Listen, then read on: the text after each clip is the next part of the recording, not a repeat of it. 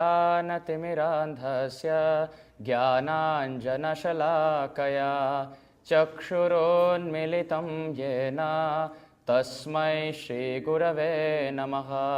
श्रीचैतन्यमनोभीष्टं स्थापितं येन भूतले स्वयं रूपा कदा मह्यं ददाति स्वपदान्तिकम्।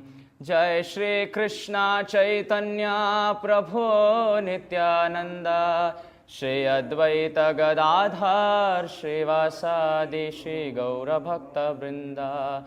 हरे कृष्णा कृष्ण कृष्ण हरे हरे, हरे राम राम राम हरे हरे।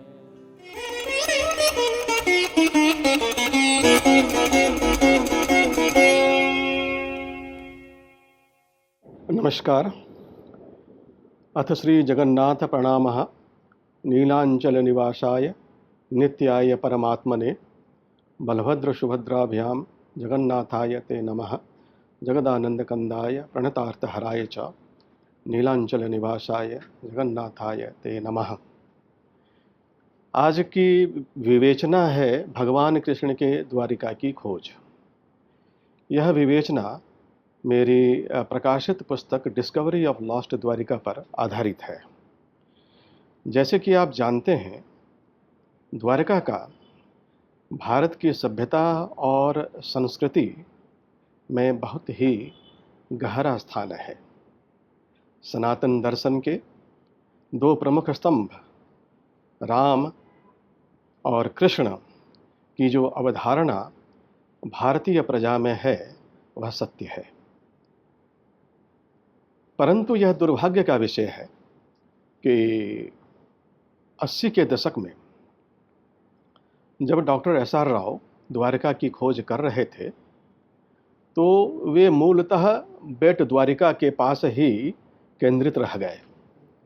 बेट द्वारिका मूल द्वारिका भगवान कृष्ण का नहीं है, पहला। दूसरी बात, बेट द्वारिका से जो भी प्राचीन चीज़ें मिलीं उसके आधार पर एक गलत काल निर्णय प्राचीन द्वारिका का कर ली गई। यह एक बहुत ही एक त्रुटिपूर्ण संकलन है जिसका परिमार्जन होना अत्यंत आवश्यक है। इस खोज की विवेचना में जब हम आगे बढ़ेंगे तो द्वारिका, मूल द्वारिका को हम देख पाएंगे। आज का विमर्श विषय है सैटेलाइट से लिए गए प्रमाण, काल विवेचना, सिंधु सभ्यता से संबंध तथा सतत विकास लक्ष्य। जैसे कि आप देख रहे हैं, यह 5 जून 2021 की सैटेलाइट है। इसमें भारत के समग्र हिस्से पर आपकी मानसून की गहरी छाप है और कच्छ की खाड़ी जो हमने पीले रेखा से बता रखी है, यहाँ आपको अपना ध्यान केंद्रित करनी है। जैसे कि इस स्लाइड में आप देख पा रहे हैं, ये लाल हिस्से हैं। इसको भारतीय पुरातत्व सर्वेक्षण विभाग ने यहाँ पर द्वारिका खोजने का प्रयास किया था। एक खोज कार्यक्रम आपका खंभात की खाड़ी में भी हुई थी। क्योंकि ये हिस्से आप अगर देखेंगे तो बहुत ही सुविधाजनक हिस्से हैं, तो भारतीय पुरातत्व सर्वेक्षण विभाग को जिस गहराई, जिस तन्मयता के साथ काम करना था, गहरे और ख़ास करके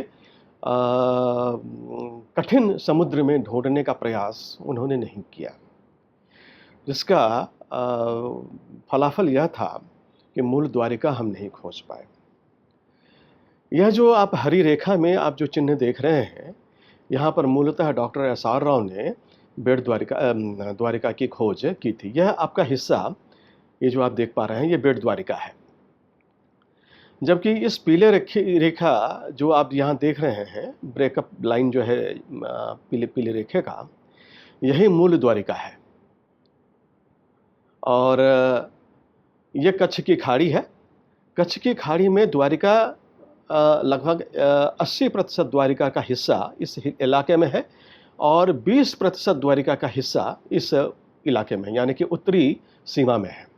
उत्तरी और दक्षिणी सीमा इन दोनों हिस्से में प्राचीन द्वारिका फैली हुई है। अब मैं पुनः आपको सैटेलाइट के इस मैप में कच्छ की खाड़ी को दिखा रहा हूँ। यह है ओखा, यह ओखा के पास है बेट द्वारिका और यहाँ है पोशित्रा। आप एक हरी एक शैल पट्टिका देखेंगे, एक हरी, यह समुद्र में डूबी हुई प्राचीन शैल पट्टिका है जिस पर हमारी प्राचीन द्वारिका है। यहाँ पर आपको 3 द्वीप, 1, 2, 3, यह मुख्य द्वारिका की द्वीप है, ये आप देख पाएंगे और यह तीनों द्वीप समुद्र में डूबी हुई है। सैटेलाइट ने 3 द्वीपों का एक विहंगम चित्रण लिया है, जैसे कि आप यहाँ देख पा रहे हैं। यह प्रधान द्वीप है, भगवान कृष्ण की जो राजमहल है वह इस द्वीप में अवस्थित है और ऊपर में हम देख पा रहे हैं ये शंखोधर द्वीप है और शंखोधर द्वीप के पास में ये आपका गोमुख द्वीप है।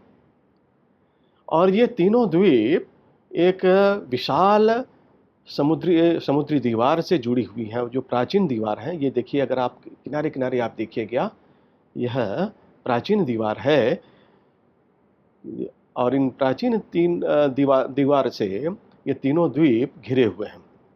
Doctor SR. राव साहब ने इस इलाके में काम किया था और अगर हम कहें कि यह तो मूल द्वारिका नहीं थी और मूल द्वारिका खोजने का प्रयास अगर इस इलाके में होता तो काफ़ी कुछ चीज़ें सन 80 के दशक में ही स्पष्ट हो जाती।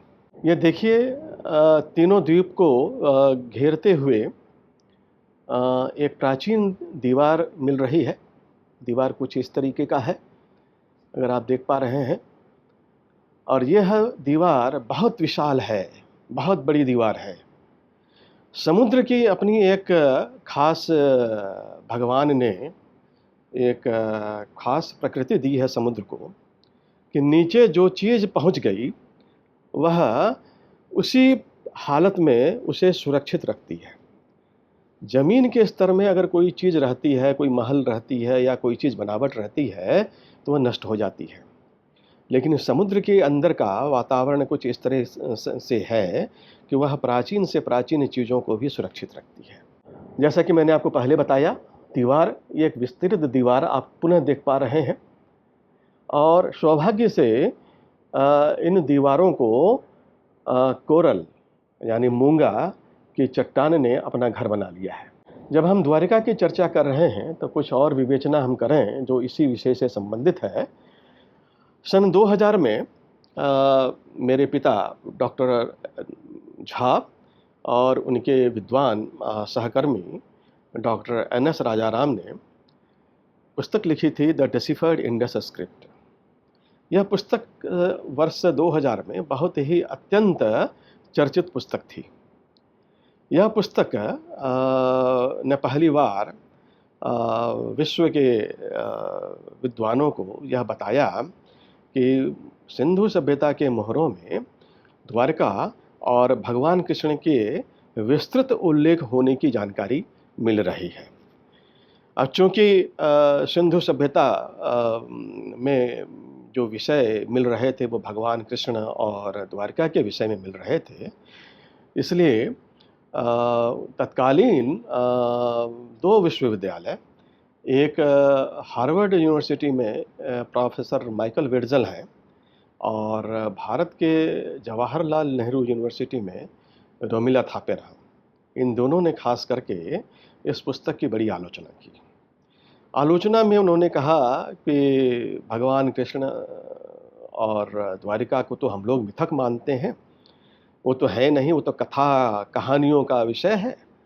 इसलिए सिंधु सभ्यता के मोहरों में अगर कहीं भगवान कृष्ण का या द्वारिका का की अगर चर्चा हो रही है तो वो पठन सही नहीं माना जा सकता है। तो यह एक वामपंथी विचारधारा थी और इसलिए इसकी बहुत ज़बरदस्त आलोचना इस हिसाब से की गई। और जो भारतीय सभ्यता से प्रेम करने वाले लोग थे, भगवान राम और भगवान कृष्ण में जिनको आस्था थी, उन्होंने देखा और इसमें बहुत सारे महत्वपूर्ण ऐसे प्रमाण थे जिसको माइकल विर्ज़ल और रोमिला थापर ने संस्कृत नहीं जानने के कारण उस महत्वपूर्ण प्रमाणों की ओर ध्यान नहीं दिया। वो मैं आगे बताऊंगा। जैसे कि हरिवंश पुराण बहुत विस्तृत जानकारी देती है द्वारिका के विषय में। यह एक समुद्र द्वीप है, 255, 118 और 258, 34 में इसका वर्णन है। फिर द्वारका रेवतक के पास है, उसका भी एक विस्तृत विवरण मिलता है। भवन भगवान कृष्ण के द्वारा निर्मित थे। विश्वकर्मा और मय, इन दोनों का हाथ द्वारिका के निर्माण में है। फिर पुनः एक प्रमाण मिलती है, विस्तृत दीवार से घिरी है। मैंने आपको दीवार दिखाया, अभी भी दीवार है। भवन सीधे रेखा में निर्मित है, वो मैं यहाँ प्रदर्शन करूँगा उसका मैं। भगवान कृष्ण की भवन विशाल थी। भगवान कृष्ण की भवन सफ़ेद पत्थर से निर्मित थी, उसका भी मैं प्रदर्शन करूँगा यहाँ। दीवार सुनहले रंग के थे। तमिल संगम में एक बहुत महत्वपूर्ण जानकारी मिलती है कि जो दीवार थे जिनसे भगवान कृष्ण की द्वारिका घिरी थी, उस दीवार के दोनों ओर कॉपर यानी तांबे का प्रयोग हुआ था। ये मजबूती प्रदान करने का हो और सुंदरता प्रदान करने के लिए भी तांबे का प्रयोग हो सकता है। तो उस हिसाब से ये दीवार सुनहले यानी गोल्डन कलर के लगते थे। और द्वारिका में सरोवर युक्त मंदिर थे। ये 258-43 हरिवंश पुराण में उल्लेख है। और इसकी द्वारिका में बहुत सारे ऐसे भवन मिले हैं जहाँ सुंदर सरोवर हैं और सरोवर में मंदिर है। फिर पुनः श्रीमद् भागवतम 10:59, 1 और 12 में फिर हमें यह जानकारी मिलती है कि नगर उद्यान से भरपूर थे। ये भी मैं प्रदर्शन करूँगा इसको। भगवान कृष्ण का भवन अत्यंत सुसज्जित था। भवन में मूंगे तथा रत्न जड़ित खंभे लगे थे। फर्श चमकीले पत्थर से सुसज्जित थे, वह मैं दिखाऊंगा, मैं उसका भी मैं प्रदर्शन करूंगा। रत्न जड़ित दीप शिखा थी। और पुनः महाभारत में यह वर्णन है कि पांडव निर्वासल काल में यहाँ छिपे थे। ये बहुत बड़ी महत्वपूर्ण जानकारी है। द्वारका के पास सरस्वती नदी स्थित है। यह भी एक बहुत महत्वपूर्ण सूचना है जिसका विद्वानों ने, खास करके जो प्राचीन इतिहास और संस्कृति में कार्य कर रहे हैं, उन्होंने इस खास सूचना पर ध्यान नहीं दिया। महाभारत युद्ध के पश्चात अर्जुन का द्वारिका भ्रमण होता है। यह एक महत्वपूर्ण जानकारी है। अर्जुन ने एक से एक द्वारका के भवनों को समुद्र में डूबते हुए देखा। यह मौसल पर्व में यह जानकारी मिलती है। बेड़ द्वारिका के आधार पर, बेड़ द्वारिका से जो चीज़ें मिल रही हैं, क्योंकि बेड़ द्वारिका डूबने के बाद, जब द्वारिका डूब गई तो सुरक्षित 2 स्थानों में, यानी कि आज की जो द्वारकाधीश मंदिर बनी है वो और बेड़ द्वारिका, इन 2 जगहों पर भगवान कृष्ण के पोते बद्रीनाभ ने नए मंदिर का निर्माण किया था। वह ऐसे स्थान में किया था जो कि पुनः न डूबे, और इसलिए बेड़ द्वारिका भी उसमें एक जगह थी। और बेड़ द्वारिका डूब जाने के बाद बेड़ द्वारिका के प्राचीन चीज़ें इस्लाम के काल तक मिल रही हैं। इसलिए वहाँ से जो उपादान है वह अगर 14वीं 15वीं शताब्दी का मिल रहा है तो उसके आधार पर हम यह नहीं मान सकते कि वह मूल द्वारिका का उपादान है वह। अब राधा तैत्तिरीय संहिता, तैत्तिरीय ब्राह्मण, शतपथ ब्राह्मण में इनकी चर्चा है तो ऐतिहासिक है। भगवान कृष्ण राधा ये ऐतिहासिक हैं। इनको मिथक वही लोग मानते हैं जिनको भगवान राम और भगवान कृष्ण में आस्था नहीं है।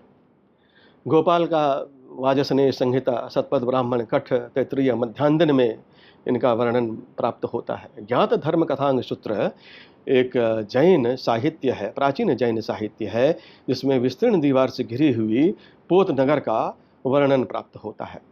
इसी प्रकार त्रिषष्टि शला का पुरुष चरित्र जो हेमचंद्र की लिखी है, 11वीं ईस्वी पूर्व की है, इसमें गिरनार के उत्तर पूर्व में स्थित द्वारका होने का विशुद्ध प्रमाण प्राप्त होता है।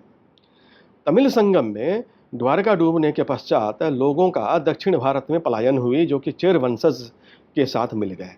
अब इस आधार पर लोगों ने यह मानना शुरू कर दिया कि जब आर्यों का आक्रमण हुआ 1500 ईस्वी पूर्व में मध्य एशिया से, तो वो उन्होंने हड़प्पा मोहनजोदड़ो जैसे नगरों में आक्रमण किया और वहाँ जो द्रविड़ रह रहे थे उनको मार भगाया और दक्षिण भारत भेज दिया। ये इसी आधार पर ये कहते हैं, जबकि ये उनका सोचने का अपना एक गलत उनका उपक्रम है। उनको थोड़ी सी अपनी बुद्धि का विस्तार करना चाहिए और सही तरीके से यह समझना उन्हें चाहिए कि प्राचीन ऐतिहासिक ग्रंथ किस हिसाब से किस बात को कह रहे हैं। जीव गोस्वामी 16वीं ईस्वी पूर्व में उन्होंने प्राचीन मूल द्वारिका, जो भगवान कृष्ण की द्वारिका थी, उसके डूबे हुए उस स्थल को उन्होंने देखा था, जिसका उन्होंने वर्णन किया है श्रीमद् भागवतम के टीका में। पालिताना के ताम्रपत्र में द्वारका का विस्तृत वर्णन पुनः प्राप्त होती है, जिसमें इसे भगवान कृष्ण के सौराष्ट्र की राजधानी बताई जाती है। अब यहाँ ध्यान देंगे कि पालिताना ताम्रपत्र में द्वारिका के विषय में कहा गया है कि यह सौराष्ट्र की, प्राचीन सौराष्ट्र की राजधानी थी। प्राचीन सौराष्ट्र अफगानिस्तान से लेकर के महाराष्ट्र तक और इसके भी आगे होने की विशद सूचना प्राप्त होती है। अब सौराष्ट्र को हम सिंधु सभ्यता माने तो ये बुद्धि का अपलाप है। यह भगवान कृष्ण की सभ्यता है, न कि यह सिंधु सभ्यता है। महाभारत में द्वारका को अनेक द्वीपों से युक्त होने के कारण इसे अंतर्द्वीप कही गई। एक से अनेक द्वीप हैं और मुख्यतः यहाँ 7 द्वीप प्रधानतः हैं और इसके अलावा अन्य छोटे छोटे द्वीप हैं। जो 7 द्वीप प्रधानतः इसकी जो प्राप्त होती है उन्हें ही अंतर्द्वीप कही गई। और एक ग्रीक, प्राचीन ग्रीक लेख मिलता है। लेखक तो पता नहीं, उसका नाम तो पता नहीं है, लेकिन वह प्राचीन लेख मिलती है जिसका नाम है पेरिप्लस ऑफ द इरिथ्रियन सी। इसमें द्वारिका, प्राचीन द्वारिका के 7 द्वीपों के बारे में, मुख्यतः 7 द्वीपों के बारे में चर्चा है। वह 7 द्वीप यही हैं जिसका मैं अभी प्रदर्शन करूंगा। अब ये देख पा रहे हैं, ये आपका ओखा है। ये जहाँ अगर माउस कर्सर मेरा देख पा रहे हैं, ये ओखा है। ओखा के पास बेट द्वारिका है। बेट द्वारिका में डॉक्टर एस.आर. राव यहाँ काम कर रहे थे। यह बेट द्वारिका आप इस तरह से समझें, यह गेटवे ऑफ द्वारिका। गेटवे मतलब द्वार।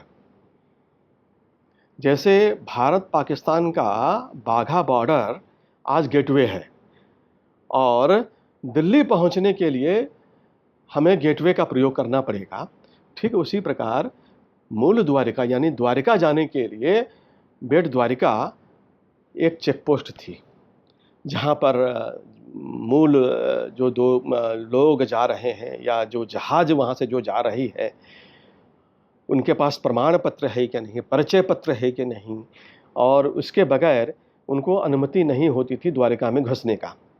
तो यहाँ द्वारिका में प्रवेश करने के पूर्व उनकी यहाँ चेकिंग होती थी। तो बेट द्वारिका, जहाँ डॉक्टर एस.आर. राव साहब काम कर रहे थे, वो मूल द्वारिका नहीं थी, वो चेक पोस्ट पर बैठे हुए थे। और थोड़ा सा आगे और प्रयास करते तो उन्हें मूल द्वारिका में वो पहुँच जाते। लेकिन दुर्भाग्य यह थी कि council of scientific industrial research 80 के दशक में, जिन्होंने डॉक्टर एस.आर. राव को द्वारिका खोजने के लिए फंडिंग किया था, उनको बंद कर देना पड़ा। फंडिंग नहीं दिया क्योंकि कुछ वामपंथी लोग भगवान कृष्ण की द्वारिका आप खोज रहे हैं, जो कि वामपंथी विचारधारा में आती नहीं, तो इसलिए पूरी जो धनराशि है वह बंद कर दी गई और आगे उनको खोज करने के लिए कोई अनुमति नहीं दी गई। Doctor SR. राव के कुछ लेख ऐसे हैं और कुछ चर्चाएं ऐसी हैं जिनसे यह पता चल पाता है कि भारतीय पुरातत्व सर्वेक्षण विभाग में भी कुछ ऐसे लोग थे जो डॉक्टर एस.आर. राव साहब की इस खोज को वो न कर पाए, इसलिए उनके काम में रुकावट भी डालते थे। तो उन भूल को परिमार्जित करते हुए अब नए सिरे से हमें भगवान कृष्ण की इस द्वारिका को संरक्षित करनी चाहिए। खास करके एक बात मैं यहाँ और कहना चाहूँगा कि प्राचीन द्वारिका को खोजने का उपक्रम भारतीय पुरातत्व सर्वेक्षण विभाग को जिस जिजीविषा से करनी चाहिए थी, वह उन्होंने नहीं किया। क्योंकि डिस्कवरी ऑफ इंडिया जो पंडित नेहरू जी ने जो पुस्तक लिखी है, उसमें कुछ ऐसे विचारधारा उसमें आई है जिसका पोषण भारतीय पुरातत्व सर्वेक्षण विभाग कर रही थी। तो कहाँ से वो भगवान कृष्ण की द्वारिका खोज पाएंगे? जब भगवान कृष्ण के समय के दो महत्वपूर्ण अवशेष हस्तिनापुर, जो डॉक्टर बीबी लाल ने जिसकी खोज की थी, उसको वे भगवान कृष्ण की सभ्यता कहने में या पांडवों की सभ्यता कहने में उन्हें झिझक महसूस होती थी। इसलिए एक गलत टर्मिनोलॉजी प्रयोग की गई, पेंटेड ग्रे वेयर, जिसका भारतीय प्रजा की जो अपनी इनकी जो समृद्ध साहित्य और संस्कृति है, उसका घनघोर अपमान था। आप भगवान कृष्ण के काल को पेंटेड ग्रे वेयर कह दें, यह भारतीय प्रजा का अपमान था।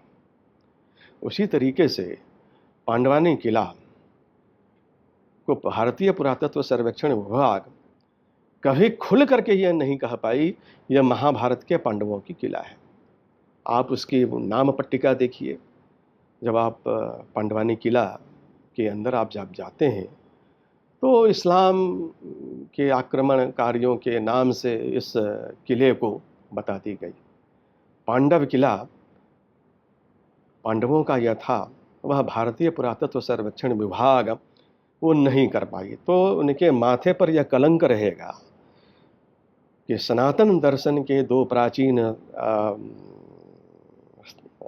नाम, प्राचीन आस्था के केंद्र भगवान राम और भगवान कृष्ण के समय और उनके संस्कृति और सभ्यता को वह सुरक्षित करने में असफल रहे। यह दोष उनकी पूरी समूचे 75 वर्षों के पूरे तंत्र को जाती है, जिसमें भारतीय पुरातत्व सर्वेक्षण विभाग अपने आप को दुरुस्त नहीं कर पाई। यह उनके माथे पर एक कलंक है, उनके माथे पर। जैसा कि आप देख पा रहे हैं, मैंने आपको 3 द्वीप आपको दिखाया है। नीचे का जो द्वीप है वह ये द्वीप है, ये आपका राजमहल द्वीप के नाम से कहें इसे हम। इस राजमहल द्वीप के साथ एक आकृति जुड़ी हुई है। ये अगर आप आकृति देख पा रहे हैं तो यह सिंह की आकृति है। बेट द्वारिका के आसपास के रहने वाले जो नाविक हैं, नाविकों ने कुछ वर्णन किया है कि इस द्वीप के पास एक भयानक बाघ की आकृति मिलती है। दरअसल यह सिंह की आकृति है, बाघ की आकृति वो लोक प्रचलन में कहते हैं। और इस आकृति के विषय में विशद विवरण आपका विश्वकर्मा शिल्पशास्त्र एक प्राचीन ग्रंथ है, उसमें निर्देश है कि जो प्रकृति के हिसाब से जो प्रासाद हैं यानी कैंपस हैं, प्रकृति के हिसाब से डेवलप किया जाना चाहिए। अब यह भगवान कृष्ण की राजमहल है, इसलिए यह सिंह राज प्रसाद है, प्रासाद कैंपस, जिसमें यह प्राचीन श्लोक भी मिलता है, सिंह सिंहाकृतिज्ञो। इस नाम से यह कैंपस डेवलपमेंट यानी कि जो आपका प्रासाद है उसके निर्माण करने का निर्देश प्राप्त होता है कि कैंपस की जो प्रकृति है उसके आधार पर उन आकारों को आप निर्मित कीजिए। अगर वह राजा का है, राजा का कैंपस है, तो वहाँ सिंह की आकृति दीजिए। उसी प्रकार गज की आकृति दीजिए, कुंभ की आकृति दीजिए, कुंभ यानी घड़े की आकृति दीजिए, यानी कि विभिन्न विभिन्न ऐसे पशुओं की आकृति दीजिए जिनसे उस कैंपस का कोई संबंध हो। तो द्वारिका में हम यहाँ मुख्यतः देखते हैं कि बहुत सारे ऐसे द्वीपों का निर्माण की गई है, वहाँ पर उनका प्रासाद कैंपस का निर्माण की गई है जो किसी विशिष्ट पशु चिन्ह से संबंधित है या उसी आकार में उसको निर्मित की गई है, या अगर पशु चिन्ह में नहीं है तो उसे किसी पवित्र चिन्ह से उसे बताई गई है, ताकि कैंपस यानी कि उस परिसर का जो प्रकृति है वह समझ में आए। तो भगवान कृष्ण का जो राजमहल है उसे सिंह प्रासाद कहा गया। विश्वकर्मा ने अपने विश्वकर्मा प्रकाश एक प्राचीन ग्रंथ है जिसमें यह श्लोक मिलती है कि कैसे उन कैंपस को हम डेवलप करें, कैसे उसका निर्माण करें। बहुत विशद चर्चा है इसकी। हालांकि प्राचीन जो आपका प्राचीन शिल्पशास्त्र का जो ग्रंथ है वह अनेक वर्षों के उपरांत भी उसके कुछ हिस्से हम देख पा रहे हैं जिसमें सौभाग्य से उन प्राचीन विवरणों की जानकारी है। तो यह आप देखेंगे कि भगवान कृष्ण का यह राजमहल है और यहाँ सिंह की आकृति है। और भगवान कृष्ण का जो राजमहल है यह एक विशिष्ट आवरण से ढकी है जिसके बारे में हरिवंश पुराण में बहुत विस्तृत जानकारी है कि भगवान कृष्ण की जो द्वारिका है वह सुंदरतम ढंग से महाशैल से कैसे आवृत की गई है। तो इसकी चर्चा हम बाद में करेंगे। और अगर आप देख पा रहे हैं हमारे भगवान कृष्ण की जो राजमहल है वह इस द्वीप के पास है। मैं इस द्वीप को आपको मैं प्रदर्शित करूंगा मैं आपको। और फिर पुनः हम देख पा रहे हैं कि यहाँ उजले रंग में जैसे आधुनिक आपका प्लास्टर्ड सीमेंट की बनी हुई प्लास्टर्ड वॉल होती है, दीवार होती है, कुछ ये स्पष्ट है। और यह दीवार विस्तृत दीवार से घिरी पड़ी है। ये देखिए चारों ओर इसकी विस्तृत दीवार है जो मूंगे से ढक गई है। इस विस्तृत दीवार के अंदर बहुत सारे सरोवर हैं जो समुद्र से जुड़ी हैं और छोटे छोटे पर्वत हैं जो कृत्रिम पर्वत हैं। और अंदर में बहुत सारे सरोवर हैं यहाँ अंदर में। और इन सभी परिसरों को सुरक्षित घेरते हुए यह महाशैल है। मैंने आपको भगवान कृष्ण के राजमहल द्वीप यानी सिंह द्वीप आपको मैंने दिखाया है, क्योंकि लोकाचार की भाषा में वहाँ के नाविक कैसे बाघ बोलते हैं, तो अंग्रेजी में पूर्व प्रसारण अंग्रेजी में जो मैंने किया उसे टाइगर आइलैंड मैंने कहा है, जबकि विश्वकर्मा का जो प्राचीन शिल्पशास्त्र है उसमें सिंह प्रासाद से कहा गया है। तो जो शास्त्रीय नियम है, शास्त्रीय जो सूचना है वही हम कहें, उसे सिंह प्रासाद कहें। यह दूसरी द्वीप है, जैसे कि विश्वकर्मा के शिल्प शास्त्र में निर्देश है कि प्रकृति के हिसाब से आप उस परिसर का आप उसका विकास करें। तो ये शंख द्वीप है। अब जब मैं कहूँ कि इस का आकार शंख द्वीप के आधार पर कैसे निर्मित की गई, तो जमीन का प्राचीन द्वीप जो रही होगी भगवान कृष्ण के समय जब उन्होंने द्वारिका का निर्माण किया था, तो यहाँ पर छोटे हिस्से में जमीन रही होगी। उस छोटे से जमीन को मनचाहे आकार में परिवर्तित कर देना मय और विश्वकर्मा जी का ये प्राचीन हमारे आर्किटेक्ट हैं। ये मय वही है जो एक स्कूल ऑफ थॉट है। वो प्राचीन मय रामायण के काल में भी मय का बहुत विस्तृत जानकारी मिलती है। तो ये स्कूल ऑफ थॉट है, जिस स्कूल से वो मय आते थे उसी स्कूल के कालांतर के जो वंशज हुए वही मय कहलाए। वैसे ही विश्वकर्मा जी का भी है, तो ये भी आपका एक स्कूल ऑफ थॉट है। तो प्राचीन जो विश्वकर्मा हैं उनके जो वंशज आते गए वो विश्वकर्मा ही कहलाए। तो वो विद्या परिवार में पुष्ट दर पुष्ट चली आती रही और उस विद्या के हिसाब से उन्होंने इसका निर्माण किया है। इसमें श्रीमद् भागवतम के 10वें स्कंध में बहुत विस्तृत जानकारी मिलती है कि भगवान का दुर्ग कैसा था। यह जो प्राचीन सूचना श्रीमद् भागवत में मिलती है, भगवान दुर्ग 12 योजनम। इन 3 द्वीप के अलावे जो मैंने आपको सिंह परिसर दिखाया, फिर ये आपका शंखोधर परिसर है आपका, और ये ऊपर में गोमुख द्वीप है। ये गाय की मुख के आधार पर इस द्वीप का निर्माण की गई है। अब मैं पुनः दो द्वीपों की एक जूम सैटेलाइट प्रदर्शन में यहाँ दिखा रहा हूँ, जिसमें आपको विहंगम छवि प्राचीन द्वारिका के अन्य दो हिस्सों की मिलेगी। यह आपका शंखोधर द्वीप है। जब यह द्वारिका डूब गई पूरी, और तब लोगों ने प्राचीन द्वारिका जो डूब गई उसके स्मृति में बेट द्वारिका को भी लोगों ने शंखोधर शंखोधर कहना शुरू किया, जबकि शंखोधर ये है क्योंकि शंख के आकार की निर्मित द्वीप, तो शंख के आकार के निर्मित द्वीप यह है। यह एकदम भगवान कृष्ण का जो पांचजन्य शंख है उसके आधार पर इस शंख द्वीप का निर्माण की गई है। तो प्राचीन द्वीप कुछ का जो आकार है कुछ और रही होगी, उसको उन्होंने काट छांट करके शंख द्वीप के आकार में से निर्मित किया। इस द्वीप के ये जो हिस्से आप देख पा रहे हैं, ये बहुत अत्यंत प्राचीन दीवार है। ये जो जहाँ मैं माउस कर्सर में आपको दिखा रहा हूँ, ये प्राचीन दीवार है। इस प्राचीन दीवार के ऊपर में फिर एक प्राचीन दीवार मिलती है। ये देखिए, जो आप उजले रंग का देख रहे हैं, यह प्राचीन दीवार है, अत्यंत प्राचीन दीवार है, ठीक है। और इस प्राचीन दीवार में एक आप इस हिस्से को आप देखें गौर से, यह एक मानव की शक्ल है। देख रहे हैं आप, यह नाक है, यह उनका ओठ है, यह मुंह है, एक विशाल मानव की शक्ल बनाई गई है।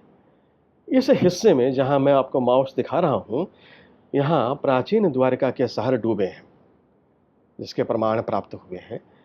और यह चूँकि ज़मीन यानी इस स्थल से यह हिस्सा बहुत ऊंचा है, इसलिए यहाँ पर मैनग्रोव्स और कोरल यानी मूंगा विस्तृत रूप में यहाँ प्राप्त होती है।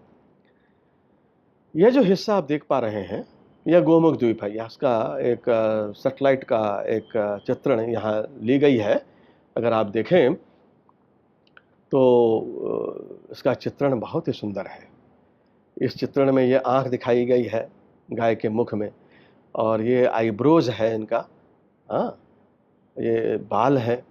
तो किस सुंदरता के साथ इन द्वारिका को चित्रित किया गया है, जिसकी प्रकृति और उदाहरण भारतीय सभ्यता और संस्कृति के इतिहास में कहीं नहीं देखने को मिलती है।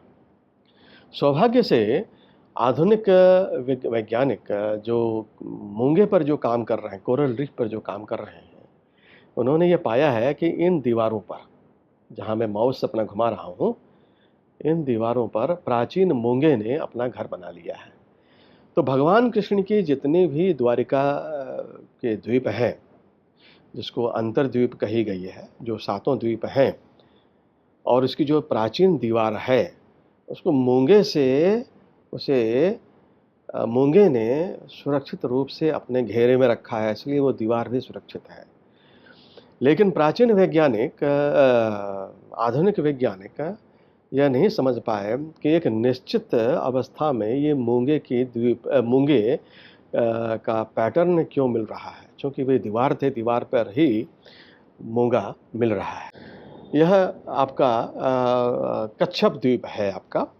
तो इस कच्छप द्वीप को कछुए के आकार में बनाई गई है। ये देखिए, ये पूरा कछुए के आकार में है। कछुए के द्वीप के इस आगे के भाग में एक विशाल हरित महाशैल की पट्टिका लगाई गई है। यह द्वारिका काल के विज्ञान था कि अगर भूमि क्षरण होती हो तो यह पट्टिका हिल जाती थी, जिससे द्वारिका के इंजीनियर यहाँ पर रेमेडियल मेजर, यानी कि इसका जो त्रुटि हुई है उसको वे परिमार्जित कर पाएँ। तो यह एक प्राचीन काइजान है, जिसका विशद प्रमाण मिलता है विजुअल मैनेजमेंट का। और इस कच्छप द्वीप में आप ये देखेंगे, एक दीवार है, प्राचीन दीवार है। देख रहे हैं आप, जहां माउस घुमा रहा हूं मैं, इस प्राचीन दीवार के अंदर, ये ध्यान देंगे आप, अंदर समुद्र का पानी भरा जाता था। यह समुद्र का पानी यहाँ से अंदर प्रवेश कराई जाती थी। इसका मूल उद्देश्य यह था कि हम जितने भी द्वारिका के द्वीप हैं वो समुद्री किले हैं। तो समुद्री किला बनाने के लिए अंदर भी समुद्र का पानी होना आवश्यक है और बाहर भी समुद्र का पानी होना आवश्यक है। इन दोनों समुद्र के बीच में, यानी कि यहाँ भी समुद्र है, अंदर भी समुद्र है, और ये दोनों समुद्र के बीच में दो किले, दो मजबूत दीवार मिल रही है। ये देखिए, ये पहली दीवार है जो एक समुद्र को घेरे हुए है, और यह दूसरी दीवार है जो दूसरी समुद्र को घेरे हुए है। और इन दो दीवारों के बीच में द्वारिका शहर, यानी कि ये द्वारिका शहर, आप ये अगर हरित पट्टिका देख पा रहे हैं, ये हरित पट्टिका देख रहे हैं आप, यह इस हरित पट्टिका में कोरल रीफ और मैनग्रोव्स यानी समुद्री वनस्पति ने इसे घेर रखा है। इस हरित पट्टिका में आपको इस जगह, खास करके जहां मैं आपको माउस में आपको दिखा रहा हूं, यहाँ विशाल परिसर मिलता है। ये देखिए, विशाल परिसर है। इस विशाल परिसर को देख करके सहसा हमें मोहनजोदड़ो के अन्न भंडारण योजना पर हमारा ध्यानाकर्षण होती है कि ये जो लंबी लंबी आप जो कोठार देख पा रहे हैं, ये अन्न का कोठार है। चूँकि द्वारिका का जो प्राचीन निर्माण है वह शुक्र नीति के हिसाब से की गई है। शुक्र नीति में अन्न कोठार खास करके प्राचीन कर संग्रहण का बहुत बड़ा केंद्र थी। और चूँकि सौराष्ट्र की राजधानी द्वारिका थी, जो अफ़गानिस्तान से लेकर के महाराष्ट्र तक फैली हुई थी, यहाँ एक प्राचीन व्यवस्था मिलती है कि अगर दैव योग से अगर अकाल पड़ जाए तो कम से कम 5 साल तक लोग अन्न के कष्ट में न फंसें, 5 साल तक भी उन्हें प्रचुर अन्न मिलता रहे, इस हिसाब से अन्न की व्यवस्था हो जाए। तो इस विशाल कोठार यहाँ द्वारिका में भगवान कृष्ण ने बनाई थी, जिसके प्रबल प्रमाण यहाँ प्राप्त होते हैं। इस इलाके में बहुत सारे नगर नियोजन की गई हैं, और ये दोनों व्यवस्थाएं आपकी 2 विस्तृत दीवार से घिरी पड़ी हैं। जब आप ऊंचे इस बड़े आवरण को देखेंगे, आप नीचे तो ये आपकी कछुए के आकार में है। जब आप इस आवरण को देखें तो यह एक वृषभ आकार में बनती है। ये आप देख पा रहे हैं, वृषभ आकार का मुंह है ना, बैल जिसको कहते हैं, उसके आकार में इसकी निर्माण की गई है। यह एक प्राचीन आधुनिक एक आपकी वैज्ञानिक रिपोर्ट मिलती है, review of status of marine national park Jamnagar. यह भारत सरकार की रिपोर्ट है 2017 की। भारत सरकार ने यह रिपोर्ट प्रकाशित की गई है, और लैंडसेट सैटेलाइट के आधार पर उन्होंने प्राचीन द्वारिका नगर, वो तो बता नहीं पाए कि ये प्राचीन द्वारिका के नगर की विस्तृत दीवार पर ये मूंगे मिल रहे हैं, लेकिन लैंडसेट सैटेलाइट ने जो चित्रण ली है, इस पीले रेखा को देखिए आप, ये पीले रेखा देख रहे हैं आप, ये वो लैंडसेट सैटेलाइट बताती है कि यह पीले रेखा में जो बताई गई जो चिन्ह है, यह मूंगा है, मूंगा यानी कि मूंगा कोरल रीफ है ये। तो जितने भी प्राचीन द्वारिका के अंतर्द्वीप हैं और जो उसकी जो प्राचीन दीवार है, उस पर मूंगे ने घर बना लिया है। तो लैंडसेट सैटेलाइट की एक महत्वपूर्ण यह एक चित्रण है, जिसमें मूंगे को उन्होंने दिखाया है कि मूंगे कहाँ कहाँ प्राचीन द्वारिका में मिलते हैं। और अगर इस मूंगे को गहन रूप से जो इतिहास और पुरातत्व में जो रुचि रखते हैं, अगर उन्होंने उसे देखा होता, इस वैज्ञानिक रिपोर्ट को अगर देखा होता, तो द्वारिका की खोज 2017 में ही हो जानी चाहिए थी मूलतः। अब यहाँ देखिए, भगवान कृष्ण की जो राजमहल द्वीप है वो लाल रेखा से बताई गई है, ये है। शंखोधर द्वीप यह है, गोमुख द्वीप यह है, हमारी जो कच्छप द्वीप जिसका मैंने वर्णन किया वो यह है। यह जो आप देख पा रहे हैं यह अश्वद्वीप है, तो जिसका मैं प्रदर्शन करूंगा। ये नीचे आप जो देख पा रहे हैं यह उष्ट्रद्वीप है, जिसका भी मैं प्रदर्शन करूंगा। तो यह प्राचीन द्वारिका जो अंतर्द्वीप है उसको मूंगे ने अपना घर बना रखा है, मूंगे ने उस पर।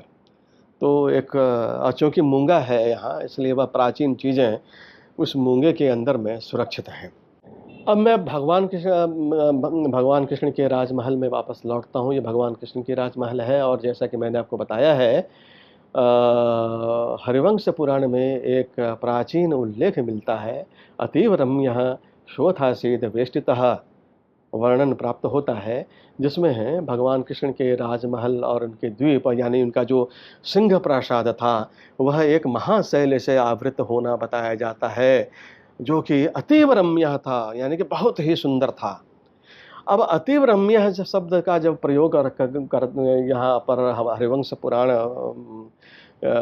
में जब की गई है, तो अतीव रम्य समझने के लिए हमें इस महाशैल को सूक्ष्मता से देखनी पड़ेगी। इस महाशैल को अगर हम सूक्ष्मता से देखें, यानी कि सैटेलाइट को जूम करके जब हम देखें, तो ये जो महाशैल आपका जो है उसके ये चित्रण हमें प्राप्त होती है। यह जो चित्रण है यह सिरामिक प्लेट्स हैं। अब यह कही जाती है कि भगवान कृष्ण के समय सिरामिक की जानकारी थी क्या? तो एक सहज प्रश्न उठता है कि सिंधु सभ्यता काल को अगर आप जब तक हम माला जपते रहेंगे, इसे सिंधु सभ्यता बोलते रहेंगे, तब तक तो हम इतिहास के साथ न्याय नहीं कर सकते। तो इसलिए भगवान कृष्ण काल कहें ऐसे ज़्यादा अच्छा है और चीज़ें ज़्यादा स्पष्ट हो जाएंगी। तो फिलहाल आधुनिक इतिहासकारों के मंतव्य के हिसाब से कालीबंगन, जिसे सिंधु सभ्यता का एक महत्वपूर्ण क्षेत्र मानी जाती है, यहाँ पर सिरामिक टाइल्स मिले हैं। यद्यपि वे सिरामिक टाइल्स देखने में बहुत ही उसे हम सुंदर नहीं कह सकते। अब हरिवंश पुराण ही कहता है द्वारिका, भगवान कृष्ण की जो द्वारिका है वह अत्यंत धन का प्रयोग यहाँ की गई थी, यानी कि हाई कॉस्ट लिविंग थी उसकी द्वारिका की। हड़प्पा मोहनजोदड़ो यह भगवान कृष्ण के द्वारिका का ही विस्तार था। तो जो नगर आपके अन्य नगर मिले वह हाई कॉस्ट लिविंग नहीं था, वहाँ लो कॉस्ट लिविंग थी, यानी कि कम बजट वाले शहर थे वे। तो कम बजट वाले शहरों में जब उत्तम सिरामिक प्लेट्स का निर्माण जैसे द्वारिका में की गई, वैसे वहाँ नहीं मिलती। वहाँ छोटे कॉस्ट बजट में जिस तरीके से सिरामिक प्लेट्स बन सकती है, वैसे ही सिरामिक प्लेट्स वहाँ बनी है। ये सिरामिक प्लेट्स ही हैं। इसके अन्य प्रमाण मैं आपको आगे दिखाऊंगा। जब राजमहल द्वीप हम जब जाएंगे तो वहाँ विशाल एक मछली मिली है सिरामिक प्लेट्स की। कैसे उन मछलियों का निर्माण सिरामिक प्लेट्स में की गई है, तो उससे पूरी वस्तुस्थिति साफ हो जाती है कि कैसे उन्होंने सिरामिक प्लेट्स का निर्माण की गई है। तो ये जो हम भगवान कृष्ण की ये जो सिंह प्रासाद है, सिंह प्रासाद को घेरे हुई ये जो महाशैल है, यह सैटेलाइट से इसका मैंने मापन किया है, यह 11 किलोमीटर लंबी मिलती है। यह कम से कम है, इसके आगे भी जाने की संभावना है। तो कम से कम ये जो महाशैल है यह मिलती है। और हरिवंश पुराण कहता है कि भगवान कृष्ण की जो द्वारिका है उसको अतीव रम्य शोथा से यानी कवर कैप्स। और जब हम जूम सैटेलाइट में इसे जब हम सूक्ष्मता से देखते हैं, तो आप यहाँ देखिए इस सिरामिक प्लेट्स के अत्यंत कट्स हैं, फाइन कट्स मिलते हैं। यह कैसे कट्स की गई है इसकी वह विज्ञान हम भारत मतलब खो चुका है। इसी सिरामिक प्लेट्स में हम विकसित जल प्रणाली की प्रबंध व्यवस्था देख पाते हैं, जो कि उसे अतीव रम्य है, यानी कि सुंदर महाशैल यहाँ बताती है। इसी प्रकार सिरामिक प्लेट्स का एक और चित्रण देखिए जो कि ऊपर में मिलता है। यह जहाँ माउस कर्सर आप देख पा रहे हैं, इस हिस्से का यह विशाल चित्रण है। ये देखिए आप, यहाँ पर पहले तो मैंने आपको दिखाया था एकदम सफ़ेद सिरामिक प्लेट्स हैं, जिसका वर्णन हरिवंश पुराण में मिलता है कि भगवान कृष्ण के द्वारिका में मतलब सफ़ेद पट्टिका का प्रयोग की गई है। तो यही ये सफ़ेद पट्टिका है। तो इस सफ़ेद पट्टिका के ऊपर में एक कला संयोग का प्रयोग देखिए, रंग संयोग का प्रयोग देखिए कि इस यानी कि ये कौन सा रंग कहेंगे आप उसे, हल्की हरी आभा लिए हुए ये रंग है, जिसमें हल्की आभा और उजला रंग का प्रयोग की गई है, जो कि यहाँ मिलती है। तो ये भी एक सिरामिक प्लेट्स का एक विस्तृत विहंगम रूप मिलती है। अब देखिए पुनः सिरामिक प्लेट्स की एक और रूप मिलती है। ये देखिए कैसे अलग-अलग ये पूरे पहले अलग-अलग प्लेट्स बनाए गए होंगे। ये देख पा रहे हैं आप? तो अलग-अलग पहले प्लेट्स को बनाना, फिर उस प्लेट्स को वहाँ पर जोड़ना एक अपने आप में एक उद्यम था, एक बहुत ही कठिन उद्यम था। यह उद्यम मैं और विश्वकर्मा ने भगवान कृष्ण के इस राजमहल परिसर को बनाने में जो प्रयोग की है, वह अपने आप में विलक्षण है, जिसका दूसरा उदाहरण भारतीय सभ्यता और संस्कृति में नहीं मिलती है। पूर्व के अंग्रेजी प्रसारण में कुछ लोगों ने महानुभावों ने ये कहा था कि जिसे आप सिरामिक प्लेट्स बोलते हैं, और वह दरअसल नमक की पट्टिका होगी, जो कि भ्रम के रूप में उसे आप सिरामिक प्लेट्स बोल रहे हैं। वो तो हो सकता है वो नमक की पट्टिका हो। अब इस तरह के सिरामिक प्लेट्स जो अलग-अलग पड़े हुए हैं, जो कि स्पष्टतः हम देख पा रहे हैं, उसे नमक की पट्टिका यानी कि वामपंथी विचारधारा में भगवान कृष्ण की सभ्यता को नकारने के हिसाब में अगर उसे हम नमक की पट्टिका बोल दें, तो बुद्धि का यह अपलाप है। ये जिस मछली का मैंने वर्णन किया है वो ये मछली है। ये देखिए एक विशाल राजमहल परिसर में एक विशाल मछली का विहंगम चित्रण है। यह विशाल मछली है, समुद्री मछली है विशाल, और इस समुद्री मछली के दोनों हिस्से, पीछे के हिस्से जिसे हम अंग्रेजी में फ्लैप बोलते हैं, वह यह है। अब ये ध्यान दीजिए, इस मछली का ये एक विहंगम चित्रण है, बड़ा चित्रण है। ये देखिए अलग-अलग खंड में पहले ये प्लेट्स बनाई गई होंगी, देख पा रहे हैं ये अलग-अलग खंड में। फिर ये अलग पीछे मछली का ये आपका टेल पार्ट यानी कि पूँछ का हिस्सा है, इसको ये बताई गई है। यानी अगर ऐसे हम ये बहुत बड़ी समुद्री मछली है, चाहे तो ये शार्क या व्हेल से परिचित होना बताया जाता है, और उसका चित्रण द्वारिका में मिलता है। द्वारिका में इसका प्रबल प्रमाण मिलना और इस प्लेट के आधार पर मछली का निर्माण करना, जो प्राचीन सिरामिक कौशलता को बतलाता है। अब देखिए सिरामिक प्लेट बनाने की बड़ी जटिल क्रिया है। पहले आप सिरामिक प्लेट्स को बनाएंगे जो कि बहुत ही चिकनी मिट्टी से बनी होगी। पहले उसका ढांचा बनाएंगे, फिर उसे अत्यंत ताप में उसे आप पकाएंगे। जब वह पक जाएगी फिर उसमें आप रंग का संयोजन करेंगे, मनचाहे रंग का संयोजन करेंगे, तब वो प्लेट्स बनेगी। फिर इस प्लेट्स को आप ऐसे जगह ला करके लगाएंगे, उस समय कौन सा वह सीमेंट रही होगी जिसमें इस प्लेट को यहाँ जोड़ा गया होगा, ताकि 5000 वर्ष से भी ऊपर वह आज भी विद्यमान है। तो यह बुद्धि, सामान्य बुद्धि में सहज यह प्राचीन विद्या आती नहीं है, लेकिन यह प्राचीन विद्या भारतवर्ष से लुप्त हो चुकी है। यह यहाँ हम स्पष्टतः देख पा रहे हैं।